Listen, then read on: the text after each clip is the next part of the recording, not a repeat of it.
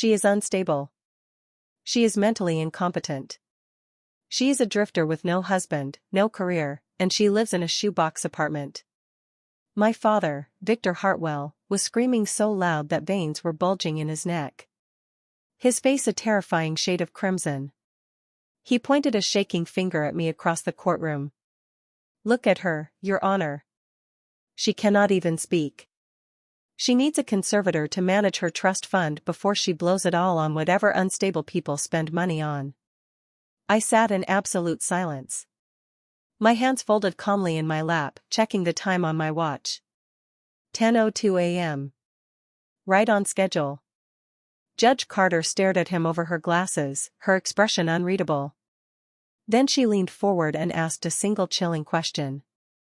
"You really don't know who she is, do you?" At the next table, my father's attorney, Marcus, froze mid-motion, his eyes locked on a document the bailiff had just handed him. The color drained from his face so fast I thought he might faint. Before I tell you what the judge revealed that made my father's face turn ghost white, drop a comment and let me know where you're listening from and what time it is for you right now. I'd love to know who's part of our community. The silence in that mahogany-paneled room wasn't empty. It was heavy, pressurized, vibrating with the kind of tension that comes right before a dam breaks. I didn't look at my father. I didn't give him the satisfaction of seeing a single tear or a tremble in my lip. Instead, I looked at the dust motes dancing in the shaft of sunlight hitting the defense table, and I let my mind drift back to Christmas Eve just 4 months ago. We were sitting at the long dining table in his house, the house I was secretly paying the mortgage on. Victor had laughed, actually laughed, when I handed him my new business card. He tossed it onto the tablecloth like it was a used napkin. "A consultant?" He'd sneered, swirling his expensive scotch. "Is that what we're calling unemployed these days, Maya? It's a cute little hobby, sweetheart. But let's be real. You're playing pretend." I remembered the heat rising in my cheeks that night, the familiar sting of being the disappointment, the failure, the invisible daughter. But sitting here in court, that memory didn't hurt. It felt like fuel. Because while he was mocking my cute little hobby between bites of roast beef, he didn't know that my hobby had just secured a $15 million federal contract to audit a corrupt pharmaceutical supply chain. He saw a drifter. I saw the CEO of Vanguard Holdings, a forensic accounting firm that specializes in hunting down money that doesn't want to be found. And right now, the money I was hunting was his. "She is catatonic," Richard shouted, pulling me back to the present. "Look at her. She hasn't said a word. She's obviously medicated or having some kind of episode. I demand full conservatorship. Immediately." I adjusted my cuff, feeling the cool metal of my watch against my wrist. Let him scream. Let him paint me as the fragile, broken little girl who couldn't keep a husband or a steady address. It was part of the plan. If I defended myself now, if I argued back, I'd just be the rebellious daughter fighting her dad. But silence made him look unhinged. Silence let him dig his grave so deep he'd never climb out. He attacked my living situation next. "She lives in some rundown rental downtown. She refuses to let family visit because she's ashamed of how she lives. It's probably squalor." I suppressed a smile. He was talking about the Meridian. He was right about one thing, I didn't let him visit. But he was wrong about the rest. I didn't live in a rundown rental. I lived in the penthouse. And more importantly, I didn't just rent there. I owned the building. In fact, I owned the building he was renting his office space in. I evicted 3 tenants last month for late payments. And my father, the great legal mind, the titan of industry, didn't even realize his landlord's signature on the eviction warnings was mine. Marcus, his lawyer, was sweating now. He was frantically tapping on his tablet, scrolling through the document the bailiff had handed him. I knew exactly what he was reading. It was a summary of assets, not my grandmother's assets. Mine. I wasn't here to fight for an inheritance.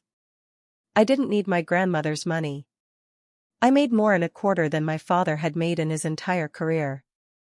I was here because he had tried to take my freedom. He had tried to use the legal system, the very system I dedicated my life to mastering, to erase me. And now he was about to find out that the unstable drifter he'd bullied for 29 years was actually the shark swimming in the deep end of his pool. I looked up, meeting Judge Carter's eyes. She gave me the smallest nod. It was time. The trap was set. Now we just had to let him walk right into it. Judge Carter was flipping through the pages of the financial dossier Marcus had provided. The rhythmic swish snap of the paper, the only sound cutting through my father's heavy breathing. Victor was still posturing, adjusting his tie, looking at the gallery as if he were a gladiator who had just slain a beast.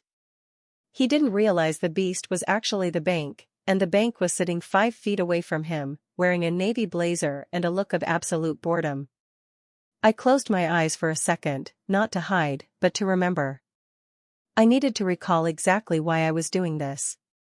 I needed to remember the day the ledger opened. 2 years ago, Victor's firm was bleeding out. I knew because I'd accessed his accounts, not that it required much effort.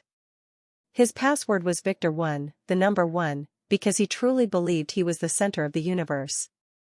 He was 3 months behind on payroll and drowning in high-interest loans. He needed a lifeline. A normal father would have asked his family for help. A humble man would have downsized. Victor did neither. Instead, he tried to have me committed. It was a Tuesday. I remembered the date because it was the same day I'd closed a massive audit for a tech giant. 2 officers had shown up at my door with a $5,150 involuntary psychiatric hold order. My father had forged a statement from a doctor, a friend from his golf club, claiming I was a danger to myself, that I was delusional, that I was burning through my inheritance on imaginary businesses. He wanted to lock me away for 72 hours so he could file an emergency motion to take control of my trust fund. He didn't want to save me. He wanted to liquidate me to pay his office rent. The officers had left after 5 minutes. One look at my clean apartment, my calm demeanor, and the federal badges of the agents I was on a conference call with was enough to prove the report was malicious. I didn't press charges then. That would have been too quick, too merciful. Instead, I decided to become the solution to his problem and the architect of his nightmare. I created Vanguard Holdings the next morning, a shell company with a vague name and a registered agent in Delaware. Through Vanguard, I approached his bank. I offered to buy out his toxic debt. The bank was thrilled to offload a failing client. I bought his loans, his credit lines, everything. Then I injected a fresh $650,000 into his firm under the guise of a private equity angel investor. Victor didn't ask questions. He didn't vet Vanguard. He just saw 6 figures land in his account and assumed the world had finally recognized his genius. And what did he do with the money I gave him? Did he pay his staff? Did he upgrade his outdated legal software? No. He bought a vintage Porsche 911 in slate gray. I remembered watching him pull up to Thanksgiving dinner in that car, revving the engine, boasting about his record-breaking quarter. He sat at the head of the table, carving the turkey, and looked right at me. Maybe if you applied yourself, Maya, he'd said, wine staining his teeth, you wouldn't be such a financial burden on the family legacy. It's embarrassing, really. At your age, needing handouts. I had smiled and eaten my potatoes. I was driving a 5-year-old sedan. He was driving a car paid for by the burden sitting to his left. He thought he was the king of the castle, but he didn't check the deed. He didn't read the loan terms. He didn't know that every mile he put on that Porsche was depreciating an asset that already belonged to me. Your Honor. Victor's voice snapped me back to the courtroom. He was leaning on the podium now, regaining his confidence. We are wasting time. My daughter clearly has no assets, no income, and no grasp on reality. This silence, it's a defense mechanism. She's terrified because she knows she's nothing without my support. I looked at him. Really looked at him. He wasn't a monster. He was just a bad investment. And today, I was closing the account. Marcus, his lawyer, finally looked up from the documents. His hands were shaking so badly the papers rattled against the table. He leaned over and whispered something urgent into Victor's ear. Victor swatted him away like a fly. "Not now, Marcus. I'm making a point." "You might want to listen to him, Mr. Hartwell," Judge Carter said. Her voice was ice. She held up a single sheet of paper, the summary of Vanguard Holdings' ownership structure. "Because according to this, the plaintiff isn't just your daughter. She's your boss." My father didn't gasp. He didn't stutter. He laughed. It was a wet, ugly sound that bounced off the wood paneling, stripping away the last shred of dignity he had left. He shook his head, looking at Judge Carter with the kind of condescending pity usually reserved for a confused child. "My boss." Victor chuckled, smoothing his tie. "Your Honor, I don't know what forgery she slipped into your docket, but this is exactly what I'm talking about. Delusions of grandeur. It's a symptom of her condition. Maya doesn't run a company. Maya can barely run a toaster." Marcus made a sound like a dying animal. He grabbed Victor's sleeve, his knuckles white. "Victor," he hissed, his voice trembling so hard it was audible 3 rows back. "Stop. Look at the seal. This is a federal incorporation document. It's real. You need to sit down." Victor ripped his arm away. "Get off me, Marcus. I'm not going to sit down while my daughter makes a mockery of this court." He turned back to the judge, his confidence morphing into aggression. He pointed a finger at me again, jabbing the air. "Look at her. Look at that cheap suit. Look at those scuffed shoes. Does that look like a CEO to you? She buys her clothes from discount bins. She drives a sedan with a dent in the bumper. Successful people don't live like refugees, Your Honor." I glanced down at my shoes. He was right, they were scuffed. I'd scuffed them climbing through a warehouse window last week to verify inventory for a client. I didn't replace them because I didn't care. Unlike Victor, I didn't need to wear my net worth on my feet. "She lives in the Meridian," Victor shouted, thinking he was delivering the killing blow. "That crumbling brick pile downtown. I've seen the address on her mail. She lives in a studio apartment in a building that probably has rats in the walls. And you want me to believe she owns Vanguard Holdings? She can't even afford a doorman." I bit the inside of my cheek to keep my expression flat. The Meridian. He called it a crumbling brick pile. I called it a historic restoration project. And he was right about the rats. When I bought the building 6 months ago, there were rats. I hired the exterminators. I hired the contractors. I renovated the lobby. And I took the entire top floor for myself. He thought I was a tenant in Unit 4B. He didn't know 4B was just the mail drop I kept to throw him off the scent.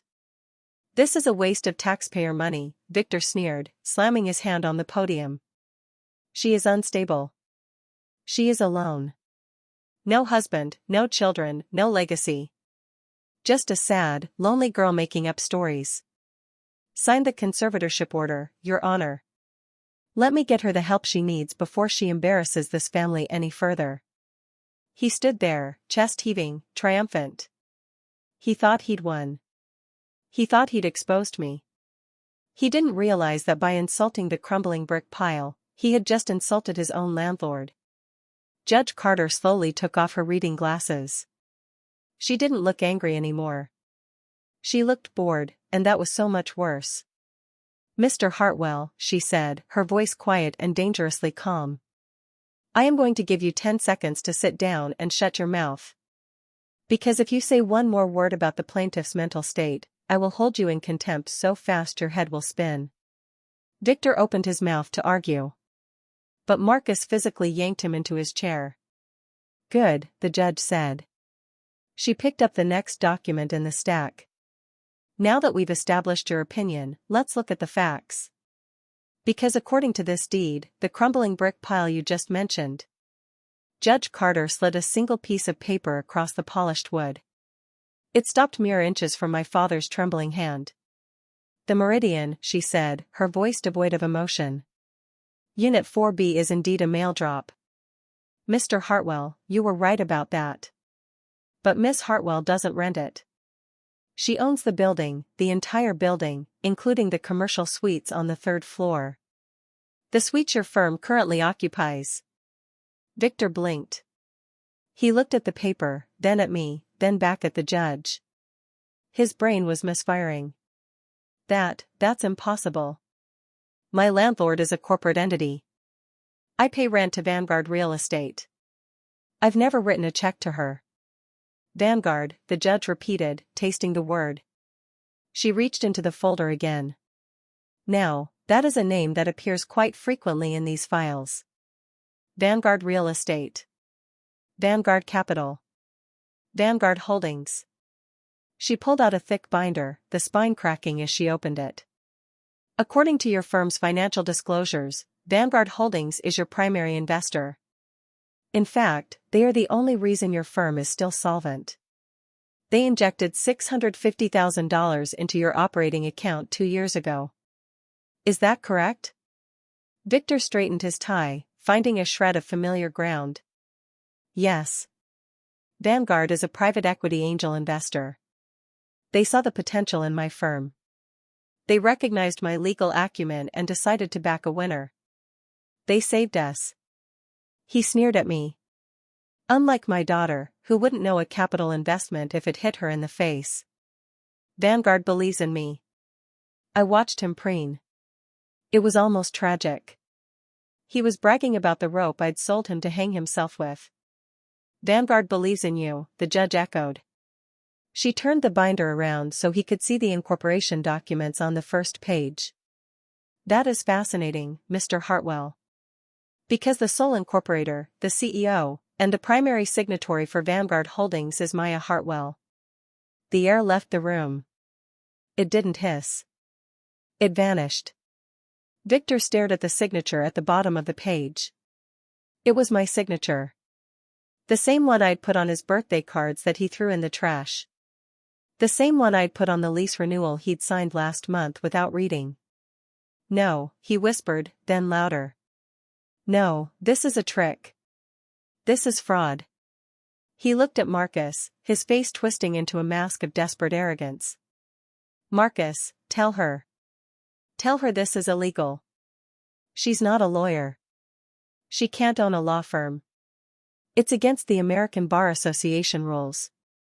Rule 5.4, non-lawyers cannot hold equity in a legal practice. This contract is void. He turned back to me, a manic grin spreading across his face. He thought he had me. He thought he'd found the loophole. You stupid girl. He laughed, pointing a shaking finger at my chest. You tried to play big shot, but you didn't do your homework. You can't own my firm. It's illegal. You just admitted to a regulatory violation in open court. I'll have you disbarred, or whatever they do to fake accountants. He looked at the judge, triumphant.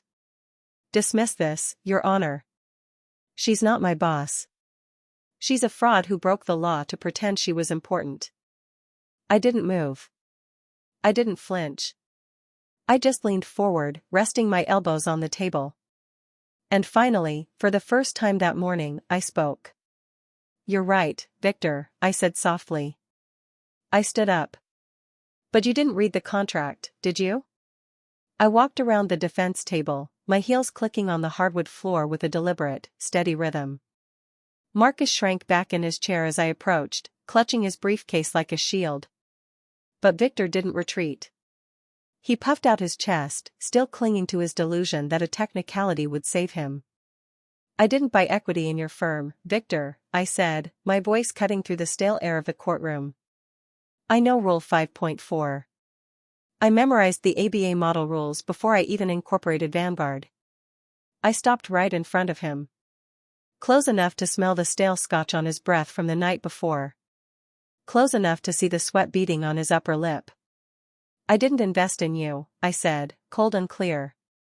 I bought your debt.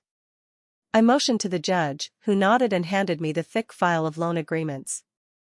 I tossed it onto the table in front of him.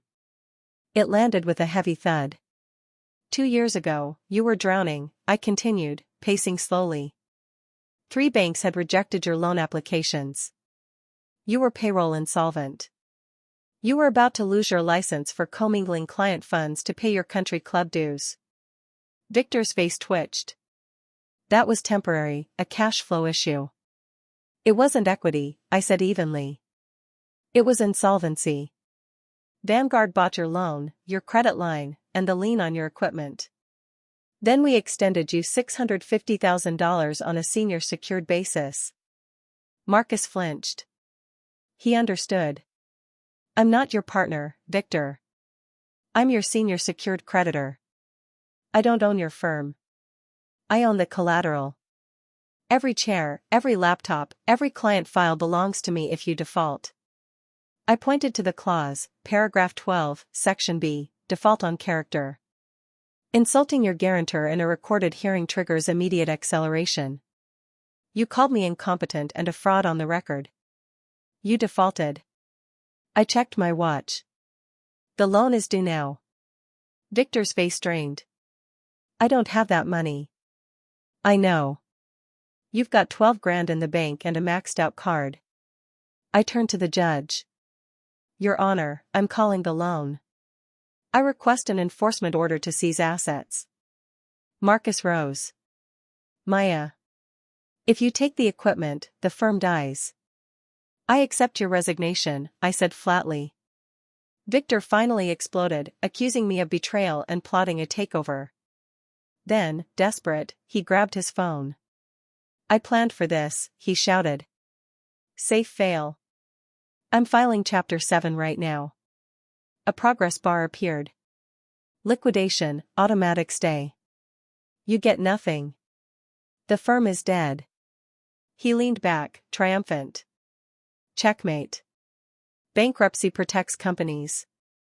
Bankruptcy protects companies, I said quietly, pulling out one last sheet. Not guarantors. Victor blinked. You signed a personal guarantee. Paragraph 4, Section C, cross-collateralization.